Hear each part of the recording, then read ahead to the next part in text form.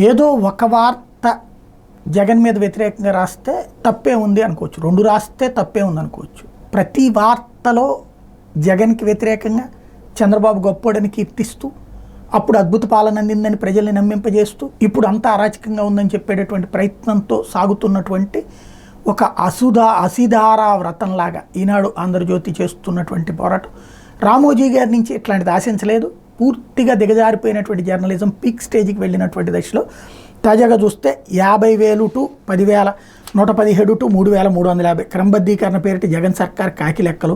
Manifesto చెప్పింది ఒకటి, ఆచరణలో పెట్టింది మరొకటి. ఎన్నికల షెడ్యూల్కి 2 రోజుల ముందు ఉత్తర్వులు, కోడ్ కారణంగా చేయలేకపోయామంటూ ఇది. అట్లాగే జగన్ కోటేస్తే ఏం ఉద్ధరించారు, పింఛను పొందక అవమృతి, వెల్లంపల్లి సారు ఈ భాగ్యవతి గుర్తుందా, గిరిజన బాళ్ళు ప్రాణాల ఆవిరి, జగన్ కుటుంబ ఆస్తులు 757 కోట్లు, వేల కొద్ది మద్యం సీసాలు. ఇట్లా ఇక అసలు ప్రతి వార్తలోనూ వక్రీకరణ, ప్రతి వార్తలోనూ జనాలు మోసం చేయడంతోనే సాగుతూ ఉంది. పత్రిక మొత్తాన్ని కంప్లీట్గా యాంటీ జగన్గా మార్చేసి కనీసం సాధారణ వార్తల్ని రాయడానికి కూడా వాటిట్లలో ఒక్క నేషనల్ న్యూస్, ఇంటర్నేషనల్ న్యూస్ మాత్రం ఇప్పుడు చూడదగ్గ మిగిలినాయి.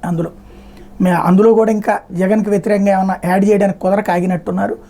ఓవరాల్గా చూస్తే ఈ రోతరాతలు ఆ పత్రిక మీద ఉన్న విశ్వాసాన్ని పూర్తిగా దెబ్బతీసినాయి.